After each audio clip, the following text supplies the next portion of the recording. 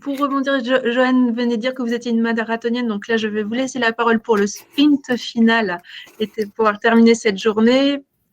Ça sera redit certainement tout à l'heure par Joanne, mais vous avez vraiment été la colonne vertébrale de cette journée et vous avez garanti sa fluidité et sa cohérence. Donc, c'est tout naturellement à vous que revient la tâche de finir de nous inspirer et de nous permettre de toujours réfléchir sur nos pratiques avec cette keynote qui nous fera profiter de votre regard éclairé sur l'UX en France, au Luxembourg ou ailleurs. Je vous laisse la parole. Merci Natacha.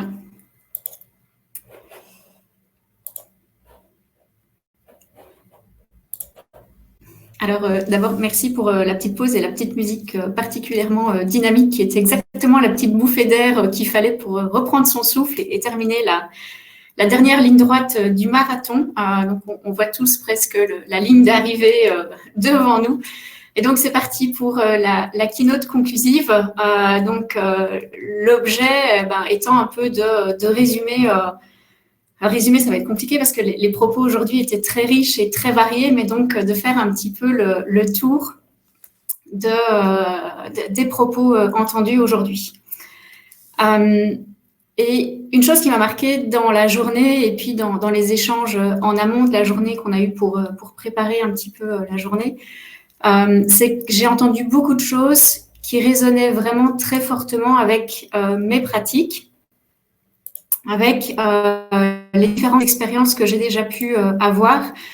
C'était un peu cette journée l'occasion aussi de mettre en abîme ma propre pratique et de réexaminer mes expériences à la lumière des expériences des collègues qui ont été partagées aujourd'hui. Je retiens que le cœur des échanges aujourd'hui était moins sur les méthodes en elles-mêmes ou les différentes étapes de la démarche UX. Donc, on a moins parlé de comment mener des observations, construire des grilles, animer un focus group, recruter des participants. Et au contraire, on a plutôt centré les échanges sur tout ce qu'il y a autour de cette démarche UX, qui sont quand même, à mon sens, et surtout avec le recul que m'offre cette journée, des éléments qui sont en fait essentiels pour venir construire la démarche UX, pour venir soutenir cette démarche dans les institutions. Alors, on l'a dit plus tôt, il n'y a pas de formule magique, de formule prête à l'emploi qui va assurer le succès de vos futurs projets. Néanmoins, il y a quand même des points d'attention qui me semblent importants de noter. Et donc, on va essayer de faire une checklist de ces points à considérer lorsqu'on se lance dans une démarche UX. Et je propose d'aborder cette checklist un petit peu comme on pourrait aborder un voyage. Alors, on aurait tous dû aujourd'hui être à Lille, mais au-delà de ça, on sait, parmi toutes les choses dans les 12 derniers mois qui se sont un petit peu arrêtées, c'est notamment la possibilité de voyager, chose qui, moi, personnellement, me manque beaucoup. Et donc, on va quand même essayer un tout petit peu de voyager et de se dire, j'aborde un voyage en étudiant d'abord bien la destination, de baliser un minimum l'itinéraire, de sécuriser quand même les incontournables dans vos voyages. Il y a sûrement des étapes que vous ne voulez pas rater, des choses à voir. Et surtout, dans les voyages, pour moi, ce qui est important, c'est vraiment de garder de la place à la surprise, aux rencontres et à la découverte du terrain.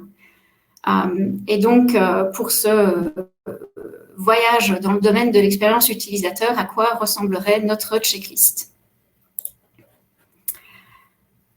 Alors, un des points d'attention évidents, c'est le délicat passage de la théorie aux réalités du terrain.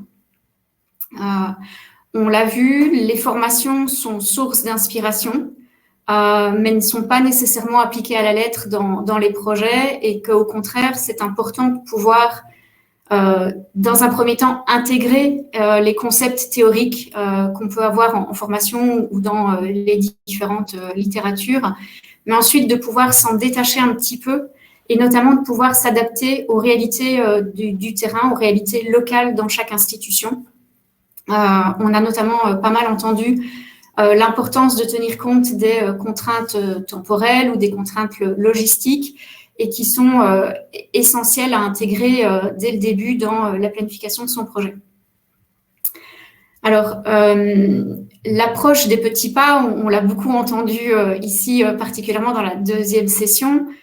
C'est vraiment une approche qui permet un petit peu de sécuriser le démarrage dans l'UX, de viser des projets à petite échelle et puis petit à petit de capitaliser sur les succès, mais vraiment de commencer avec une ambition, on va dire, limitée. Et puis, le plus important, on l'a entendu aussi ce matin, c'est d'oser se lancer.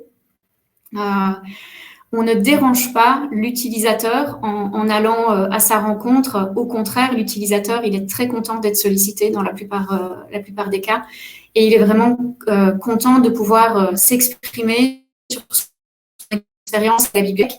Donc, il faut oser et aller vers l'utilisateur. Ça, je pense que c'est un des enseignements des expériences qui ont été partagées aujourd'hui.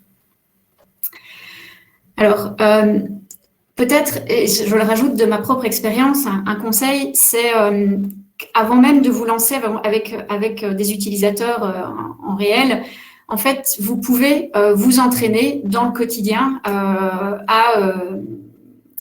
travailler toutes ces qualités qui vont être nécessaires dans la démarche UX. Je prends un exemple, les observations, on en a beaucoup parlé aujourd'hui, ça a été à la base de plusieurs projets.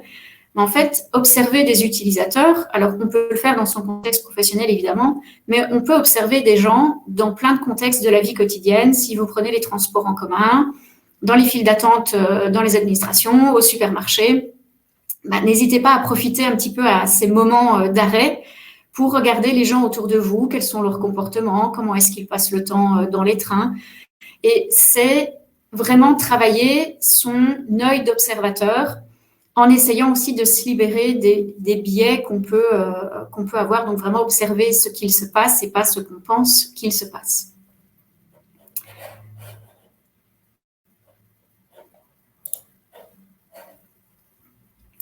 Alors, plusieurs acteurs évidemment sur les projets, donc on l'a entendu, différents projets, soit menés en interne ou en collaboration, avec vraiment des avantages de chaque approche.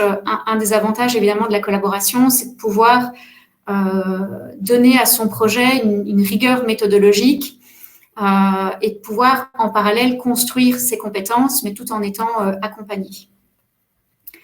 La place des usagers est évidemment centrale dans la démarche. On conçoit pour les utilisateurs et avec les utilisateurs. Parmi les questions qu'on a abordées, il y a eu le nombre de participants. Donc, on a vu qu'on n'a pas nécessairement besoin de beaucoup d'utilisateurs pour avoir des retours significatifs et qu'en fait, même on sent très vite quand on a suffisamment de participants parce qu'on commence à retomber sur les mêmes retours des utilisateurs. Donc, on peut utiliser cet indicateur-là du retour régulier, de la même parole des utilisateurs. La représentativité des utilisateurs, aussi un élément clé. Représentativité par rapport au public cible. En corollaire, il est important de garder en tête qu'on ne peut pas imaginer un système pour absolument tous les utilisateurs ou un service pour absolument tous les utilisateurs et qu'on va certainement avoir un public cible dans la conception des services, donc s'assurer de la représentativité de ce public cible, utilisateur et non utilisateur, parce qu'il y a aussi des gens qui vont devoir être convaincus pour utiliser nos services. Alors, en lien avec les usagers importants, donc toutes les considérations éthiques, donc de s'assurer de mettre en place les balises dont on a parlé ce matin pour préserver l'anonymat et la vie privée des utilisateurs, notamment le recueil du consentement. D'ailleurs, je vous invite à vous renseigner parce que dans la plupart des institutions, normalement, vous avez des comités d'éthique qui encadrent les projets de recherche des chercheurs et qui, sans aller jusqu'à obtenir les autorisations des cellules éthiques des différentes institutions, peuvent vraiment vous donner des démarches ou des indicateurs sur quelles sont les balises qui sont utiliser dans la recherche pour assurer les aspects éthiques de vos projets. Et puis, importance, l'utilisateur, de le mettre à l'aise, on l'a vu, et de bien retenir que ce n'est pas l'utilisateur qu'on juge, c'est le service ou l'outil qui est évalué. Alors, beaucoup de projets qui ont été portés par les équipes, et ça, je pense que c'est vraiment un facteur clé du succès qui impacte en fait à plusieurs niveaux. Qui impacte d'abord dans la motivation, je pense, des équipes dans leur travail, qui permet aussi de développer un nouvel œil sur l'utilisateur et de dire, ah, mais en fait, c'est ça qu'il vit au quotidien. Donc, vraiment de développer son empathie envers les difficultés que l'utilisateur peut rencontrer.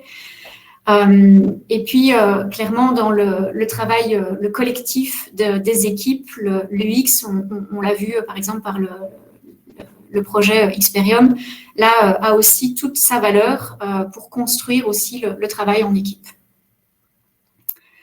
Alors, un rôle particulier qui est celui du bibliothécaire, qui est probablement, qui doit en tout cas essayer de garder un rôle neutre et un positionnement neutre. Donc, on a parlé notamment des biais, mais on a aussi évoqué le rôle du bibliothécaire comme facilitateur de dialogue. Donc, qui va vraiment pouvoir, à mi-chemin entre l'étudiant et le professeur, récolter les besoins de chaque public et faciliter un dialogue entre les différents publics cibles de la bibliothèque. Alors, on l'a dit aussi ce matin, dans vos universités, évidemment, il y a énormément de laboratoires de recherche, et de ne pas hésiter à aller trouver les chercheurs dans vos institutions et à échanger sur les projets que vous menez. Il y a énormément de psychologues, sociologues, ergonomes qui peuvent certainement apporter un éclairage intéressant sur l'approche méthodologique que vous mettez en œuvre dans l'UX. C'est l'expérience dont moi j'ai bénéficié à l'Université du Luxembourg. Pendant un peu plus de 2 ans, j'ai pu collaborer avec le groupe de recherche Human Computer Interaction. Et ça a été vraiment d'une richesse extraordinaire de pouvoir participer aux réunions d'équipe pendant plus de 2 ans avec ce laboratoire. D'une part parce que j'ai énormément appris, donc leur cœur de recherche est vraiment basé sur l'UX, donc j'ai évidemment énormément appris de cette manière-là, mais j'ai aussi découvert autrement le monde de la recherche et de l'enseignement, de voir comment les chercheurs construisent leurs projets. Ça, c'était aussi extrêmement enrichissant. Donc, je vous invite vraiment à sortir de vos bibliothèques pour aller vers les collègues dans vos institutions, mais peut-être au-delà, de sortir des bibliothèques pour aller voir ailleurs l'UX. C'est quand même un très, très gros domaine, même hors des bibliothèques. Donc, sortir de l'écosystème professionnel et d'aller voir dans d'autres environnements professionnels. Et à titre d'exemple, je vous mentionne l'association professionnelle FLUPA, qui est l'association professionnelle dédiée à l'UX en France, qui organise notamment chaque année les UX Days, et les prochains UX Days ont lieu dans un peu plus de 2 semaines. Je vous invite à aller jeter un coup d'œil sur leur programme. C'est extrêmement enrichissant, ça apporte aussi un nouvel éclairage. Alors, important de s'équiper pour aborder les démarches UX. On l'a vu, la formation constitue quand même un rôle essentiel et souvent même un élément déclencheur pour pouvoir ensuite porter des projets. Pensez à aborder l'UX comme une boîte à outils qui est une boîte à outils très riche, avec des nombreuses méthodes, des nombreux processus de travail. Et en fin de compte, faire attention que ça ne doit pas non plus faire peur. On n'a pas besoin de tous les éléments à chaque instant. Et au contraire, on peut de nouveau choisir uniquement la méthode qui va être pertinente dans le projet qu'on veut mener. Donc, c'est une boîte à outils, effectivement, mais on n'a pas besoin de tout. Concentrons-nous et développons les compétences sur les méthodes dont on a besoin à l'instant T. Et puis, important, évidemment, le partage et la gestion des connaissances, avec surtout derrière l'importance d'essayer de formaliser et de capitaliser sur cette gestion des connaissances dans les équipes, pour montrer montrer et pour essayer de convaincre dans les équipes de l'utilité de poursuivre cette démarche. Alors, rendre compte des résultats doit être fait à plusieurs niveaux. On l'a dit, envers les utilisateurs, c'est essentiel de communiquer sur les changements qui sont mis en place, de leur montrer que le temps qu'ils ont consacré à répondre à nos différentes sollicitations a été utilisé et qu'il y a des résultats tangibles qui sont mis en œuvre. Communiquer en interne, donc valoriser les projets que vous menez, parlez-en à vos collègues, c'est essentiel. Rendre compte aussi dans une dimension plus stratégique qui va vous permettre de renforcer vos dossiers. Ça, on l'a entendu aujourd'hui où l'UX a vraiment permis dans certains projets de rendre compte de la réalité telle qu'elle est vécue par les utilisateurs et de pouvoir construire des projets, des dossiers plus forts. Alors, une chose importante aussi sur la transparence, c'est qu'une démarche UX doit être menée avec sincérité, avec honnêteté et avec transparence. Et concrètement, je traduirais ça par écouter vraiment la parole de l'utilisateur. Et écouter vraiment, c'est écouter ce qu'il dit, pas ce qu'on veut entendre. C'est accepter de remettre en cause certaines de nos conceptions. Et le dernier, important, c'est aussi accepter de lâcher prise sur une partie du processus décisionnel. À partir du moment où on consulte l'utilisateur et l'utilisateur est un acteur dans les projets, il va aussi falloir accepter de ne plus avoir la prise de décision à 100% dans le projet pour vraiment laisser de la place à ce que l'utilisateur nous partage. Alors, cet après-midi, on a surtout abordé les questions donc, de pérennisation de la démarche, comment capitaliser sur les premières expériences. On l'a vu, là encore, pas de formule magique, de laisser le temps, de laisser les premiers projets, le partage des premiers projets, de laisser les équipes s'approprier les méthodes. Et on a sur ça donc les étapes qui ont été un petit peu dessinées cet après-midi, c'est d'abord de vraiment sensibiliser, que les équipes se rendent compte des intérêts de la démarche UX, de les laisser s'approprier les méthodes, les expérimenter, et ensuite de capitaliser sur les réussites des différents projets qui sont menés.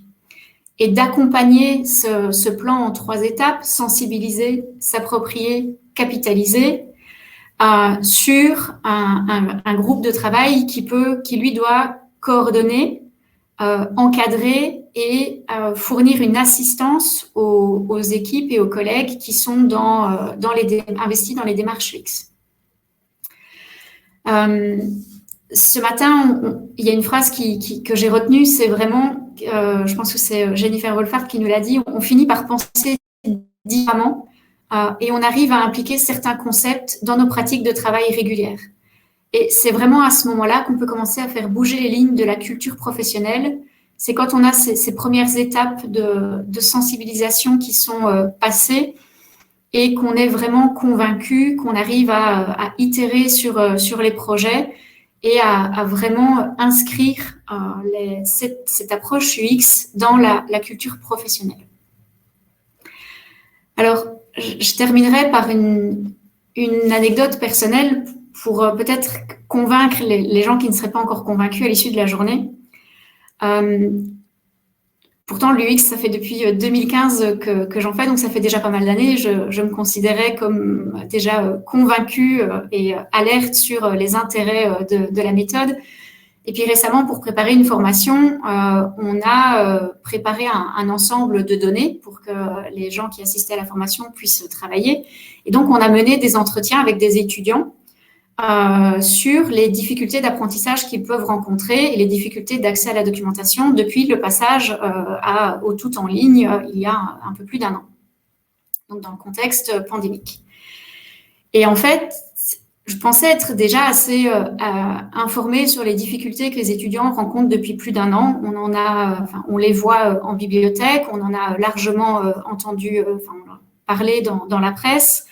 Donc, c'était une problématique à laquelle je pensais déjà être sensibilisée, et entendre l'utilisateur, entendre l'étudiant en parler avec ses mots m'a donné un tout autre poids sur les difficultés qu'ils peuvent rencontrer. Donc ça, c'était vraiment quelque chose qui m'a marqué, comme quoi après plus de 5 ans de pratique, on est toujours absolument marqué par le poids de la parole de l'utilisateur, et c'est vraiment, ça donne une toute autre approche et un tout autre éclairage sur la manière dont on va aborder les problématiques professionnelles. Donc, je vous encourage vraiment à vous tourner vers vos utilisateurs. Et donc, je conclurai en remerciant les collègues qui ont présenté les différents projets aujourd'hui. Journée très, très riche et qui montre vraiment que depuis 2016, il y a énormément de projets qui se sont développés dans les bibliothèques, et je pense que c'est un tout bénéfice de nos utilisateurs. Merci à la DBU pour l'invitation et puis pour l'organisation de cette journée, parce que voilà, c'était un déroulement en ligne dans des conditions peut-être moins faciles que le présentiel, mais qui s'est quand même passé complètement sans accroche. Et merci également aux auditeurs, aux personnes qui ont suivi la journée et qui ont contribué aussi à l'animation dans toutes les questions que vous avez pu poser.